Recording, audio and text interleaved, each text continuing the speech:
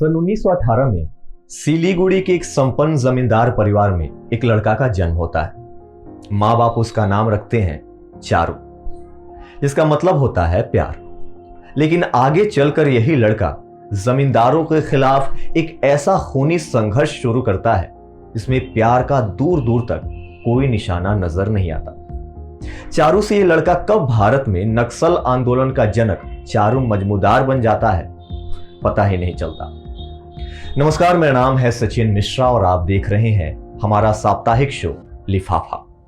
लिफाफा में आज बात भारत में नक्सल आंदोलन और उसे शुरू करने वाले शख्स की। चारू मजमूदार का जन्म 1918 में एक जमींदार परिवार में हुआ। उनके पिता एक स्वतंत्रता सेनानी थे।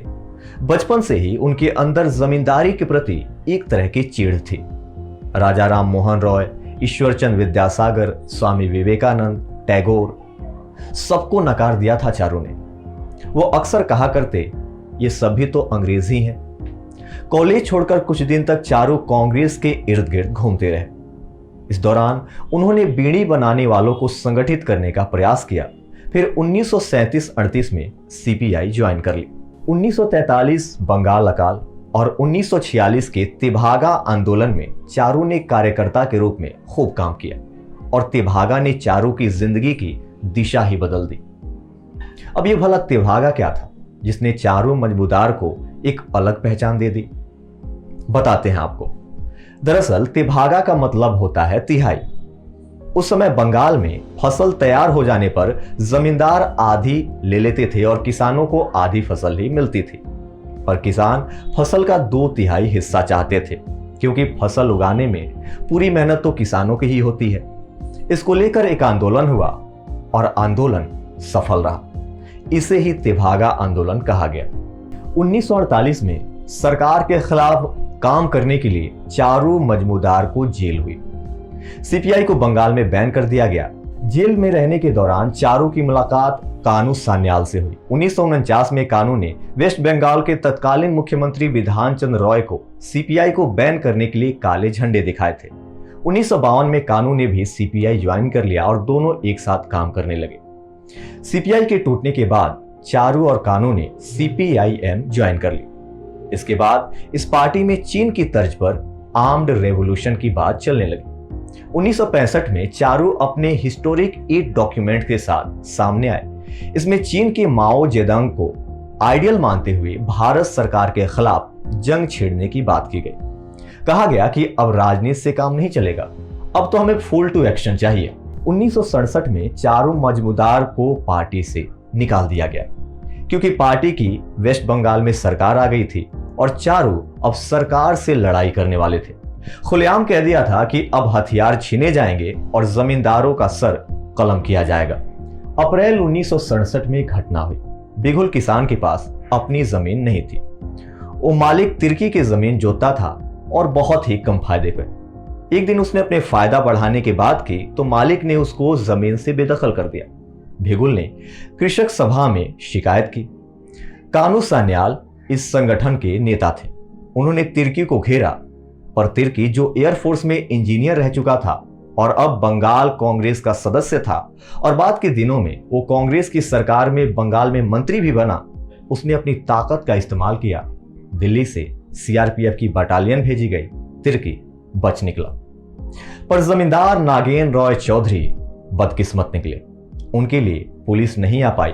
कानू सान्याल के ऑर्डर पर नगेन का सर कलम कर दिया गया। सर कलम करने वाले थे 6 फीट 5 इंच के जंगल संथाल, जो बाद में जंगल नक्सलवादियों के सिर कलम विशेषज्ञ बने।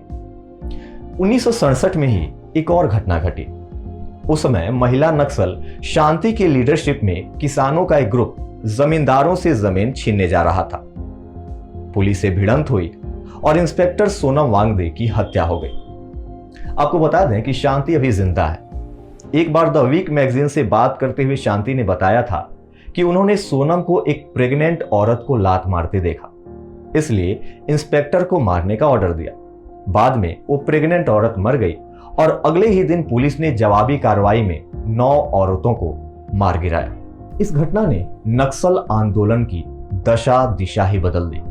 कानू सान्याल ने डिक्लेयर किया कि अब नक्सलवाड़ी को आजाद करने के अलावा कोई दूसरा विकल्प नहीं है। इसके बाद नक्सलवाड़ी में हिंसा चरम पर पहुंच गई। एक एक कर कई जमींदारों को मार दिया गया, उनकी जमीनें छीन ली गईं। 1968 में नक्सल नेता चारू मजमूदार के साथ चीन गए और माओ से मिले। कहा जाता है कि वहां इन लोगों को मिलिट्री ट्रेनिंग भी दी गई। माओ ने चारू मजमूदार से कहा, देखो, सीपीआई की पार्टी से इंडिया में क्रांति तो नहीं आने वाली है, नक्सलाइट ही ये क्रांति ला सकते हैं। चीन से लौटने के बाद 1969 में चारू और उनके सहयोगियों द्वारा CPI-ML यानी कि मार्क्सवाद और लेनिनवाद का गठन किया गया, जिसमें जमींदारों को पूरी तरह से सफाई की बात कही गई। इस बात से सरकार भड़क गई। पुलिस जबरदस्त तरीके से पार्टी के पीछे पड़ गई। चारू इस पार्टी के साथ अंडरग्राउंड हो गए, पर कानू को पुलिस ने गिरफ्तार कर लिया। हालांकि बाद में कानू का पार्टी से मोह भंग हो गया और उन्होंने पार्टी को अलविदा कह दिया। अब 1972 आते आते चारू मजमूदार इंडिया के मोस्ट वांटेड मैन बन चुके थे। 16 जुलाई सन 1972 को चारू को गिरफ्तार कर लिया गया। लाल बाजार लॉकअप में 10 दिन की पुलिस कस्टडी में चारू से किसी को मिलने की अनुमति नहीं दी गई, यहां तक कि वकील को भी। किसी भी कोर्ट में पेशी नहीं हुई। कहते हैं कि पुलिस ने चारू को भयानक टॉर्चर किया। लाल बाजार लॉकअप हाउस उस वक्त नक्सल टॉर्चर के लिए कुख्यात था। बिना किसी केस मुकदमे के 28 जुलाई को उसी लॉकअप में चारू की मौत हो गई। कहते हैं कि चारू की डेड बॉडी को भी पुलिस ने घर वालों को नहीं दिया और खुद ही जला दिया।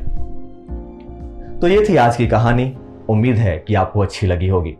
अगले सप्ताह फिर मिलेंगे, तब तक के लिए जुड़े रहिए यूथ वॉइस के साथ। और हाँ, आज की कहानी आपको कैसी लगी आप हमें कमेंट सेक्शन में जरूर बताइए।